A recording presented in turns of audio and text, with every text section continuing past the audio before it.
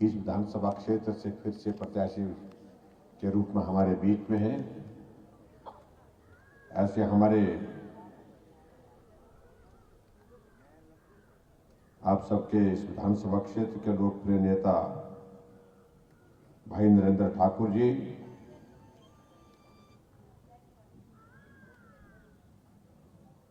जिला के हमारे महामंत्री श्री हरीश शर्मा जी, मंडल के अध्यक्ष रमेश शर्मा जी, प्रदेश कार्य समिति के सदस्य श्री नवीन शर्मा जी, प्रदेश कार्य समिति के सदस्य श्री विजय पाल सुहारू जी, बलदेव धीमान जी, पार्टी के हमारे मंडल के महामंत्री श्री राजेश जी, स्थानीय पंचायत के प्रधान श्री करतार सिंह चौहान जी, ग्राम केंद्र के अध्यक्ष श्री पृथ्वीचंद जी, पार्टी के हमारे साथी राकेश ठानिया जी, तिलकराज जी, रीना जी, उषा जी और यहाँ उपस्थित हमारे जिला के प्रभारी श्री नागेंद्र शर्मा जी, स्थानीय विधानसभा के हमारे यहाँ के प्रभारी के नाते जो संदीप कौशिक जी, पार्टी के हमारे साथी श्री महेश जी और उत्तर प्रदेश से हमारे चुनाव के लिए जो यहाँ प्रचार करने के लिए भी आए हैं माननीय विधायक महोदय जी, जिनका मैंने अभी नाम लिया, उपस्थित सभी भाइयों बहनों, नौजवान साथियों और पत्रकार मित्रों,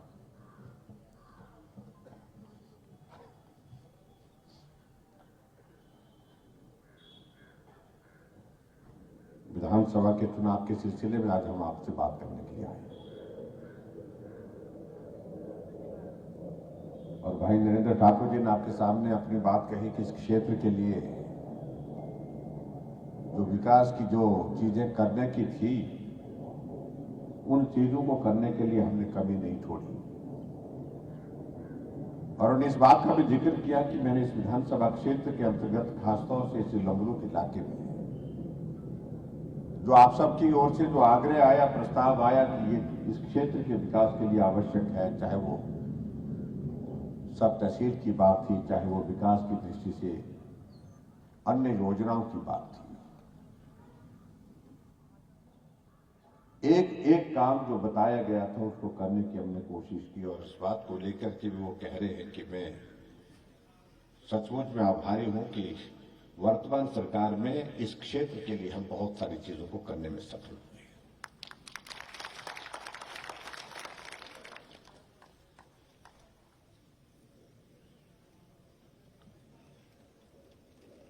और मैं सभी आप सभी भाई बहनों का भी धन्यवाद करता हूं कि इस 5 वर्ष के कार्यकाल में हिमाचल प्रदेश में भारतीय जनता पार्टी की सरकार को बनाने से लेकर के अपने इस कार्यकाल को पूरा करने के लिए जो आप सबका समर्थन और सहयोग मिला, मुझे जिस रूप में मिला, उसके लिए मैं भी आप सबका बहुत बहुत आभार व्यक्त करता हूं।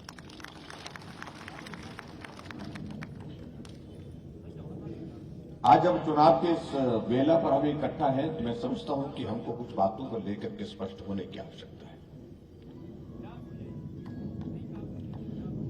हमारे सामने हमारे कांग्रेस के लोग लगातार ये प्रयत्न कर रहे हैं, प्रयास कर रहे हैं कि हम किस तरह से सरकार के खिलाफ कुछ आरोप लगाएं।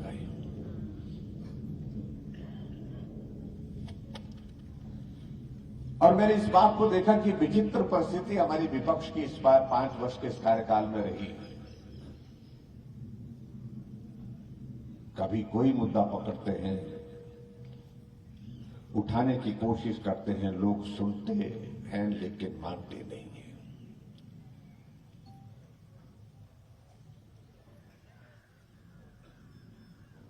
पिछले पूरे 5 साल के कार्यकाल में अगर आप देखें कि एक नहीं अनेकों मुद्दों पर उन्होंने कोशिशें की, लेकिन उसके बावजूद एक भी स्थायी मुद्दा कांग्रेस के पास आज इन 5 वर्षों के कार्यकाल के बाद भी उनके पास नहीं है।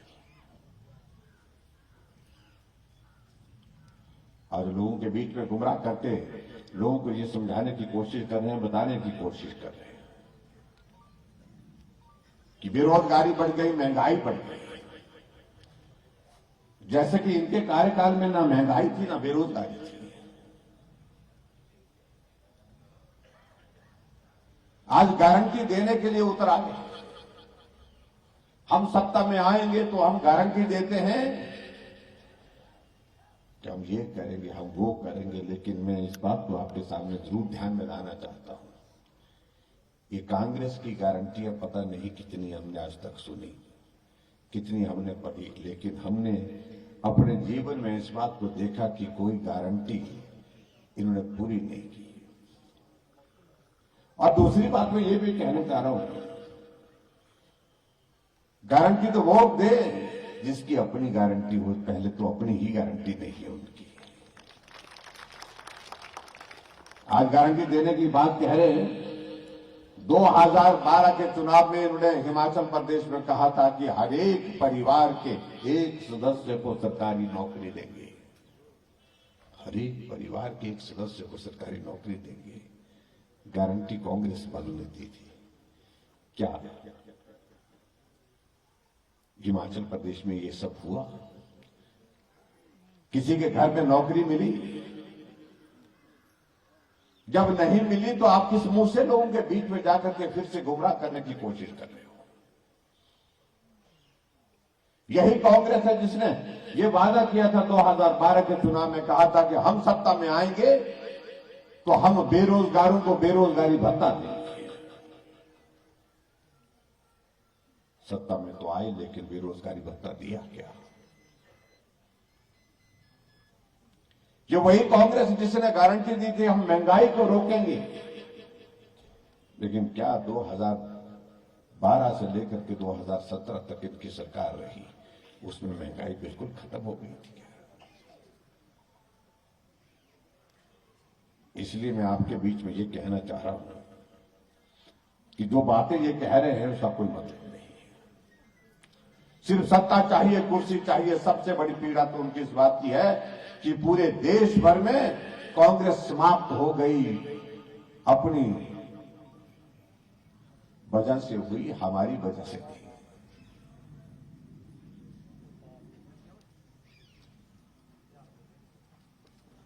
और यहां आज देख रहे हैं कि इनके राष्ट्रीय नेता भारत जोड़ो यात्रा पर निकले आजकल। कहां तो चुनाव के दिनों में, चुनाव जहां होता है, जिस राज्य में होता उस चुनाव में उनको प्रचार करने के लिए निकलना चाहिए था। और शायद मुझे लगता है कि कांग्रेस के नेताओं ने पहले ही ऐसी योजना बनाई कि ये चुनाव में आए ना, इसलिए इसको यात्रा पर भेज दो।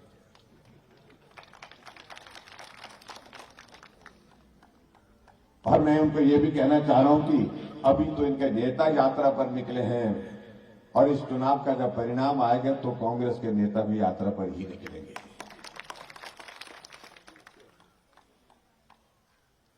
भारत जोड़ो यात्रा, भाई क्या जोड़ने को रह गया भारत में? हां, अगर समझ में आती है कि धारा 370 समाप्त नहीं हुई होती तो भारत को जोड़ने वाली बात समझ में आती, शायद धारा 370 को समाप्त करने की बात कह रही है।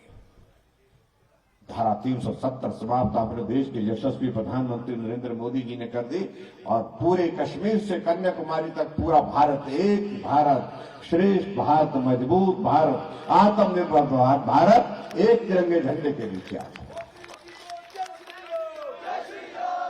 क्या जोड़ने की बात कह रहे हैं? लेकिन कई बार बड़ा मजा आता है देखने के लिए भी। वो भारत जोड़ो यात्रा पर निकले हैं, कांग्रेस पार्टी के नेता कांग्रेस छोड़ो यात्रा पर निकले हैं। यहां हिमाचल में आप देख रहे हैं कि कांग्रेस पार्टी के बड़े बड़े नेता कांग्रेस पार्टी में जिन्होंने वर्षों तक काम किया वो पार्टी छोड़ करके भाजपा में शामिल हुए। कांग्रेस की अध्यक्षा बनाई, कहा कि उसको सपोर्ट देने के लिए 4 पिलर चाहिए, 4 कार्यकारी अध्यक्ष बनाए गए साथ में, और 4 में से 2 हमारी पार्टी में आगे 2 ही बचे। अब आप अंदाजा लगाइए, जिस इमारत के 4 पिलर में से 2 पिलर निकल गए हो वो इमारत सुरक्षित नहीं हो सकती है, वो कभी भी गिर सकती है, कभी भी ढह सकती है। जब कांग्रेस के नेताओं से पूछा, भाई तुम तो बहुत पुराने आदमी थे कांग्रेस पार्टी में, तुम लोगों ने पार्टी क्यों छोड़ दी? तो कांग्रेस के नेता क्या बोलते, क्या उन्होंने कहा कि हमारे से गलती हो गई, बहुत देर कर दी, हमको बहुत पहले आना चाहिए था। कुछ नेताओं ने कहा कि या पार्टी थोड़ी चलती है, जहां पार्टी दिल्ली में भी परिवार चला रहा है, हिमाचल में भी वही स्थिति है।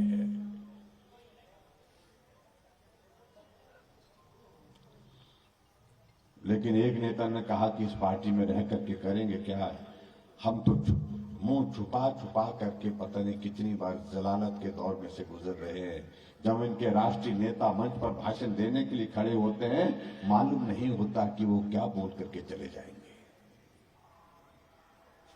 अभी कुछ दिन पहले महंगाई पर दिल्ली में एक प्रदर्शन कांग्रेस वालों ने किया और उस प्रदर्शन में इनके नेता राहुल गांधी जी भाषण देने के लिए खड़े हुए और महंगाई पर भाषण देते देते क्या बोले कि महंगाई इतनी हो गई कि आटा 40 रुपए लीटर हो गया।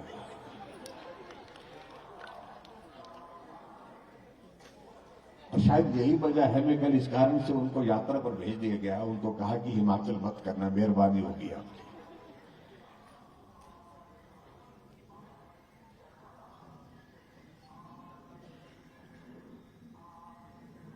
आज कांग्रेस के लोग अगर हमसे बात करते हैं, हम उनसे पूछते हैं, भाई तुम काहे को उलझ रहे हो, तुम देखने में हैं हालात क्या है तुम्हारी पार्टी के। लेकिन उसके बावजूद भी कुछ लोग ऐसे हैं कि हटते नहीं, हम आएंगे हम आएंगे, कहने से आएंगे क्या? आने की बातें तो आप कह रहे थे कि पंजाब में हम आएंगे, आए क्या? चन्नी साहब आएंगे, चन्नी साहब आएंगे, चन्नी साहब दोनों जगह से चले गए। कह रहे थे उत्तर प्रदेश में आएंगे, योगी जी फिर आ गए। और आजकल आपकी सेवा के लिए हिमाचल प्रदेश में अभी घूम रहे हैं। उत्तराखंड के बारे में तो कह रहे थे 500 बस वन साइडेड है, एक तरफा है।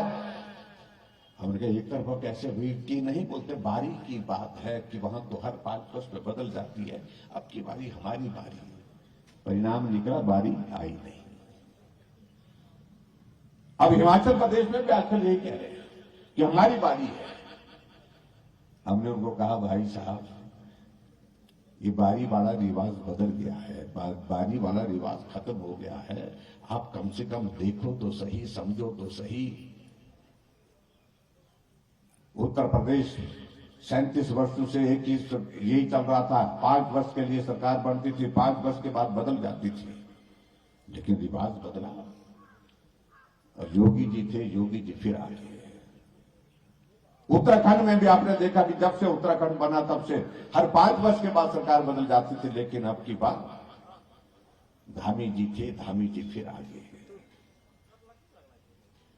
हमने कहा जब पूरे देश में रिवाज बदल गया, मणिपुर में, गोवा में, हरियाणा में, तो हिमाचल प्रदेश में क्यों नहीं बदलेगा?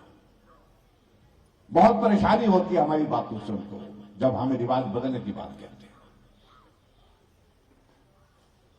और एक नेता तो भाषण देते देते यहां तक बोल गए कि रिवाज नहीं बदलेगा, रिवाज वो बड़े बड़े लोग नहीं बदल पाए, राजा साहब नहीं बदल पाए, जयराम तो किस खेत की मूली है। ऐसा भी भाषण सुनने को अवसर हमको मिला।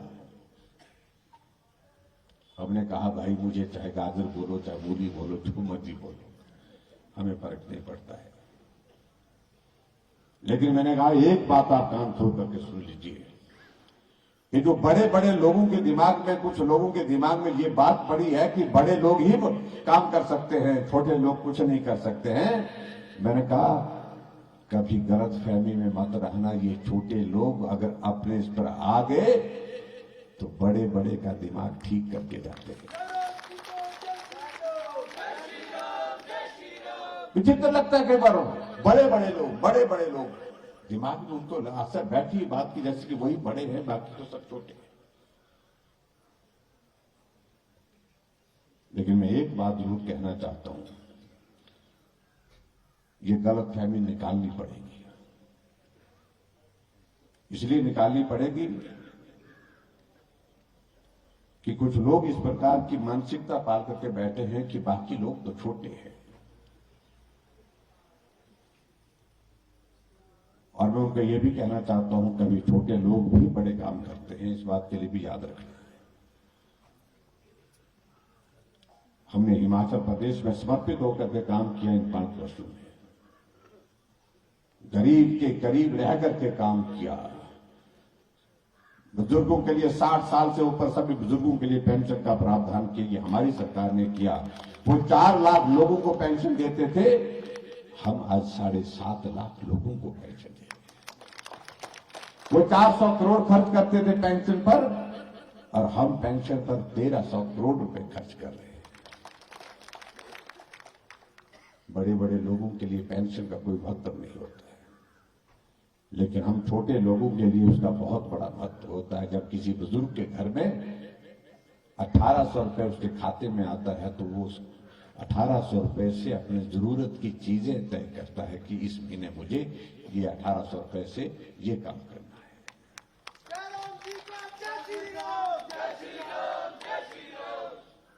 इस बात को समझना होगा। हिमाचल प्रदेश में गरीब आदमी के इलाज के लिए बड़े बड़े लोग नहीं सोचे, लेकिन हमने हिम केयर शुरू की, और हिम केयर के माध्यम से 3.5 लाख गरीब लोगों का मुफ्त इलाज हमने हिमाचल प्रदेश में किया। बड़े लोग नहीं सोच पाते, लेकिन हमने छोटे लोगों ने किया। गरीब आदमी के घर में गैस का चूल्हा होना चाहिए, ये उनके लिए सपनों की बात थी, लेकिन वो सपना हमने साकार किया। गरीब कितना भी हो, लेकिन उसके घर में गैस का चूल्हा पहुंचाने का काम हमारी सरकार ने किया। 3,33,000 गैस के चूल्हे हर घर में पहुंचाए। हिमाचल में एक परिवार नहीं छोड़ा जहां जिसके घर में गैस का चूल्हा नहीं है। हमारी बीपीएल परिवार की जो बेटी, हमें जब बेटी की शादी होगी, हमने कहा कि अगर मां बाप गरीब है उनके लिए शगुन नहीं दे सकते, हम सरकार की ओर से उस बेटी को अपना आशीर्वाद देने के लिए यहां है। हमने तय किया, शगुन योजना तय की, और उसमें जिस दिन उस बेटी की शादी होगी तो 31,000 रुपए उस बेटी के शादी में शगुन के रूप में हम सरकार की ओर से।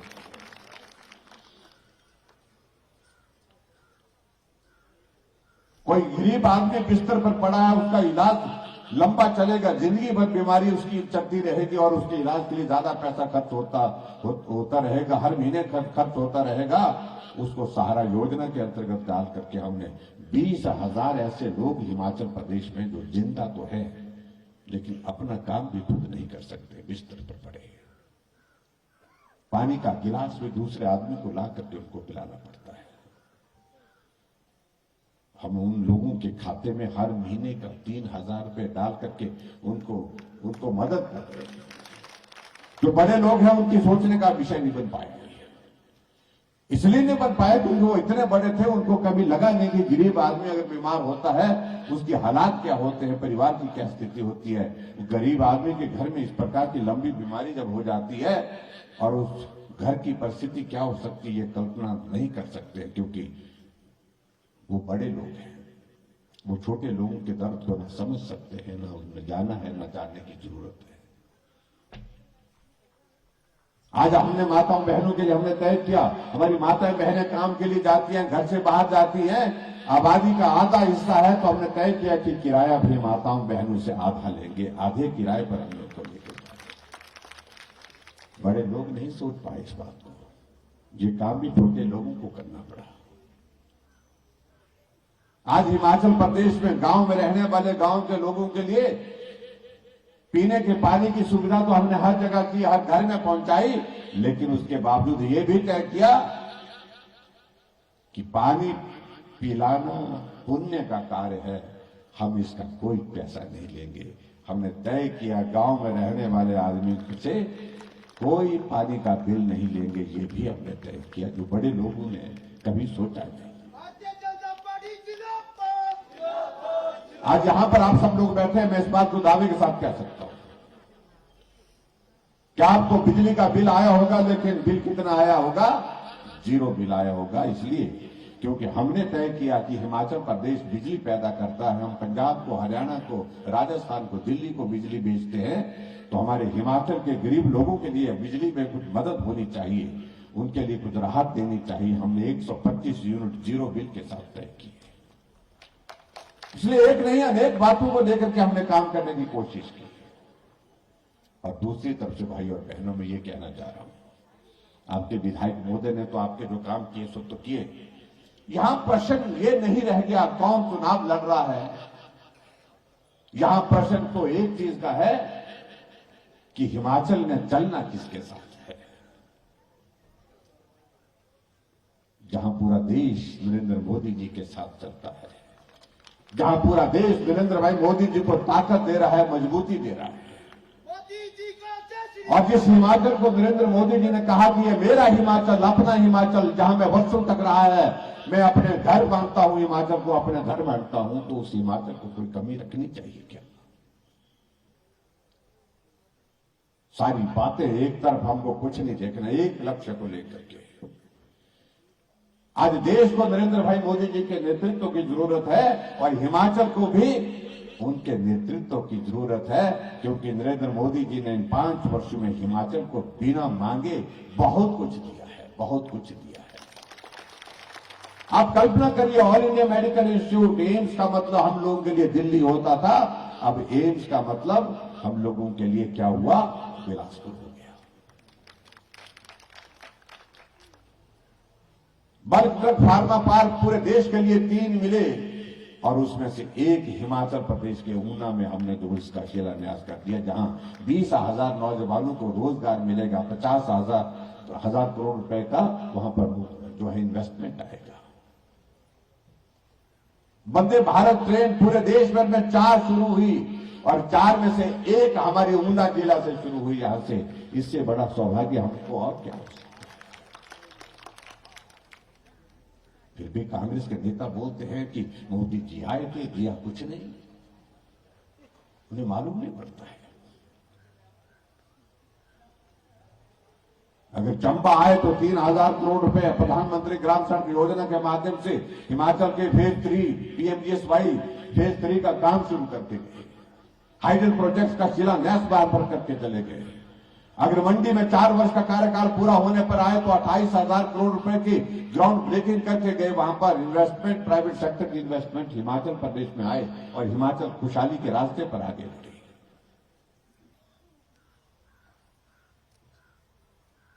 और इसलिए मैं आप सबके बीच में यही कहना है, भाइयों, ये हमीरपुर चाहिए, पूरे का पूरा चाहिए, आधा अधूरा नहीं चाहिए।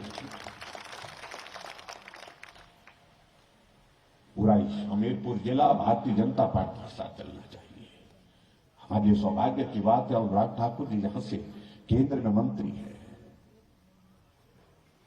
प्रधानमंत्री जी को भी अच्छा लगेगा, पूरे देश को अच्छा लगेगा, हम सबको अच्छा लगेगा जब पूरा हमीरपुर जिला भारतीय जनता पार्टी के साथ चलेगा। कोई विषय नहीं, यहां पर काम की बातें होती रहेंगी, काम की बातें आज नहीं तो कल हो जाएंगी, लेकिन एक बात को लेकर के हमको आज तय करना है इस मतदान से कि हिमाचल आखिर मोदी जी के सपनों को साकार करने के लिए उनके साथ चट्टान की तरह खड़ा है कि नहीं। ये हमारे लिए बहुत महत्वपूर्ण है। अब हिमाचल के साथ किस तरह का रिश्ता आप देखिए सर।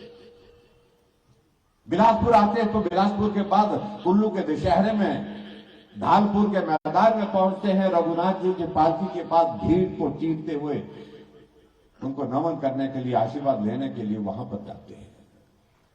देवी देवताओं के सम्मुख 20 मिनट तक खड़े होकर के, आंखें बंद करके, हाथ जोड़ करके हमारी देव संस्कृति हिमाचल को प्रणाम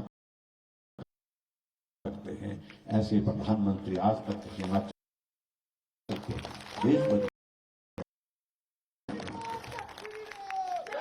अगर केदारनाथ जाते हैं तो वहां पर भी आप लोगों ने देखा होगा, पूजा करने के लिए, दर्शन करने के लिए वहां पर गए, सिर में हिमाचल की टोपी और गद्दी का चोला हिमाचल का, और यहां से कमर में हिमाचल का मफलर जो हमारा कुल्लू का जिसको हम बोलते हैं, और उसके बाद पांव में हिमाचल की पूड़े ये पहन करके हिमाचल का प्रतिनिधि, ऐसा लग रहा था कि हिमाचल का आदमी जाकर के हिमाचल के हमारे मोदी जी जाकर के केदारनाथ दर्शन कर रहे हैं। इतना सम्मान, इसलिए इन बातों को समझने की आवश्यकता है, भावनाओं को समझने की आवश्यकता है। हम कहां उलझे हैं, वो खड़ा है, ये खड़ा है, कुछ नहीं दे क्या खड़ा है भाई। यहां तो सीधी सी बात है कि देश के साथ चलना है। देश को मजबूत करने के लिए नरेंद्र भाई मोदी जी की जरूरत है, और देश को मजबूत करने के लिए हिमाचल चट्टान की तरह नरेंद्र मोदी जी के साथ खड़ा होगा। इस भाव को लोगों के बीच में ले जाने की आवश्यकता है। भाइयों बहनों, मैं आप सबके बीच में यही कहना चाहता हूं। भाई नरेंद्र ठाकुर जी आपके यहां से प्रत्याशी हैं, लड़ते रहते हैं हमेशा काम के लिए, मेरा ये काम रह गया, मेरा वो रह गया, मेरा ये रह गया। और आपके इस क्षेत्र के विकास के लिए मैं जितना प्रयत्न किया है, प्रयास किया है, मैं इस बात को कह सकता हूं, आने वाले समय में फिर भी अगर आपको लगता है कि इस कार्यकाल में अगर कोई कमी रह गई है, इन्हें अवसर दीजिए। हिमाचल प्रदेश की विधानसभा में नरेंद्र ठाकुर जी को जिता करके भेजिए। मैं आपको वादा करता हूं, आपके सम्मान को भी ऊंचा करेंगे, और आपके सम्मान के साथ साथ में आपके क्षेत्र के विकास को भी, जो करने की जरूरत जहां होगी उसको भी पूरा करेंगे। ये मैं आपके बीच में कहने दिया। इसलिए भाइयों और बहनों, बाकी सारी चीजों को लेकर के मुझे ज्यादा कहने की आवश्यकता नहीं है। हमीरपुर एक राजनीति का एक बहुत महत्वपूर्ण केंद्र रहा है आज से वर्षों से,